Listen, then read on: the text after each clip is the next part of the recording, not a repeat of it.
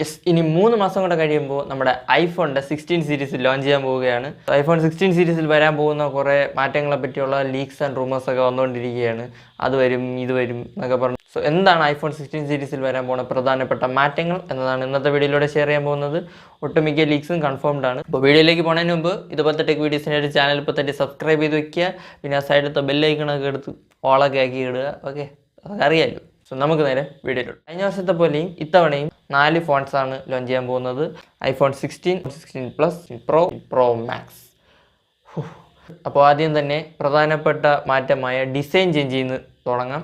അപ്പോൾ iPhone 16 and 16 പ്ലസിൻ്റെ design വന്നിട്ട് ഇതായിരിക്കും. അവർ ഡയഗണൽ അറേഞ്ച്മെൻറ്റിൽ കിടന്ന ക്യാമറ എടുത്ത് വെർട്ടിക്കൽ അറേഞ്ച്മെൻറ്റിലേക്ക് മാറ്റിയിരിക്കുകയാണ്. അപ്പോൾ എന്തിനാണ് ഇങ്ങനെ ഒരു അറേഞ്ച്മെൻറ്റ് ചെയ്തിരിക്കുന്നതെന്ന് ചോദിച്ചു കഴിഞ്ഞാൽ ഇത് സ്പേഷ്യൽ വീഡിയോയ്ക്ക് വേണ്ടിയിട്ടാണ്. Yes, this setup is for spatial video.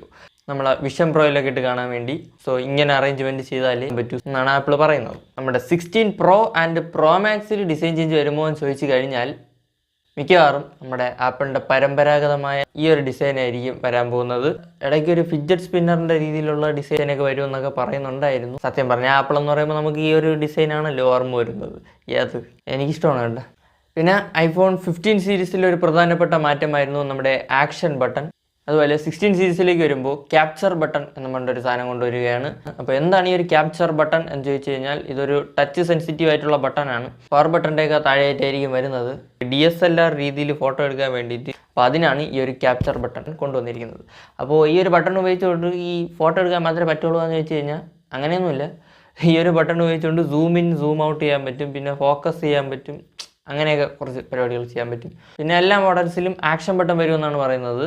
അതുപോലെ ഇനി ഡിസ്പ്ലേയിലേക്ക് വരുമ്പോൾ 15 പ്രോയുടെ ഡിസ്പ്ലേ സൈസ് 6.1 ഇഞ്ചസ് ആയിരുന്നല്ലോ, അത് 16 പ്രോയിലേക്ക് വരുമ്പോൾ 6.3 ഇഞ്ചസ് ആക്കും. അതുപോലെ തന്നെ 6.7 ഇഞ്ചസ് എന്നുള്ള 15 പ്രോ മാക്സ് 16 പ്രോ മാക്സിലേക്ക് വരുമ്പോൾ 6.9 ഇഞ്ചസ് ആവും. ഈ ഒരു ടാബിൻ്റെ അത്ര കാണും. അപ്പോൾ 16 പ്രോ മാക്സ് വാങ്ങിക്കാൻ താല്പര്യമുള്ളവർ ഒരു വലിയ പോക്കറ്റ് അടിച്ച് വയ്ക്കുക പാൻറ്റിൽ ഇതിടാനേ. പിന്നെ 16ലേക്ക് വരുമ്പോൾ 6.1 ഇഞ്ചസ് ആയിരിക്കും. 16 പ്ലസിലേക്ക് വരുമ്പോൾ 6.7 ഇഞ്ചസ് തന്നെ ആയിരിക്കും. പിന്നെ അവർ പറയുന്നത് ഫോണിൻ്റെ സൈസ് കൂട്ടില്ല, പകരം ഡിസ്പ്ലേയിലെ ഒരു ബെസൽസ് കുറച്ചിട്ടാണ് ഡിസ്പ്ലേ സൈസ് കൂട്ടുന്നതെന്നാണ് പറയുന്നത്. അതുപോലെ തന്നെ നമ്മുടെ സാംസങ്ങിൻ്റെ അൺപാക്ഡ് ഇവൻറ്റിൽ സാംസങ്ങിൻ്റെ കുറേ ഗാലക്സി AI ഫീച്ചേഴ്സൊക്കെ കൊണ്ടുവന്നിരുന്നു. അതുപോലെ നമ്മുടെ ആപ്പിളും ഇത്തവണ കുറേ AI ഫീച്ചേഴ്സ് കൊണ്ടുവരും. അതിൽ കൂടുതലും ഓൺ ഡിവൈസ് ആയിട്ടുള്ള AI ഫീച്ചേഴ്സ് ആയിരിക്കും.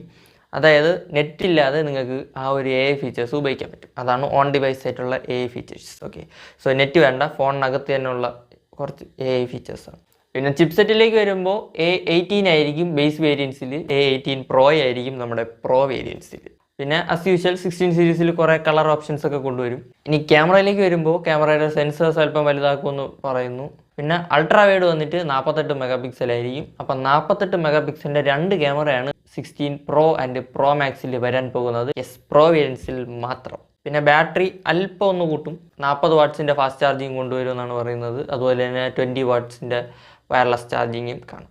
അപ്പോൾ 16 ആൻഡ് 16 പ്ലസ് അതായത് ബേസ് വേരിയൻസിലെ ആ ഒരു 60 ഹെർട്സ് മാറ്റുമോ എന്ന് ചോദിച്ചാൽ മാറ്റാൻ സാധ്യതയില്ല എന്നാണ് തോന്നുന്നത്.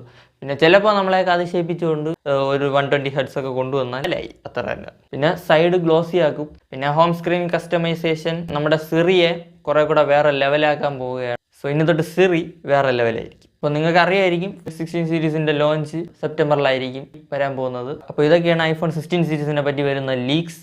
അതിൽ ഒട്ടുമിക്കതും കൺഫേംഡ് ആണ്. ഓക്കെ, സോ ബാക്കിയൊക്കെ നീ കണ്ടറിയുക. അപ്പോൾ വീഡിയോ ഇഷ്ടപ്പെട്ടെങ്കിൽ ലൈക്ക് ചെയ്യുക, ഷെയർ ചെയ്യുക. ഇതുപോലത്തെ ടെക് വീഡിയോസിൻ്റെ ചാനൽ ഇപ്പോൾ തന്നെ സബ്സ്ക്രൈബ് ചെയ്ത് വയ്ക്കുക. അപ്പോൾ ഇതുപോലെ മറ്റൊരു വീഡിയോയിൽ കാണും വരെ ബൈ.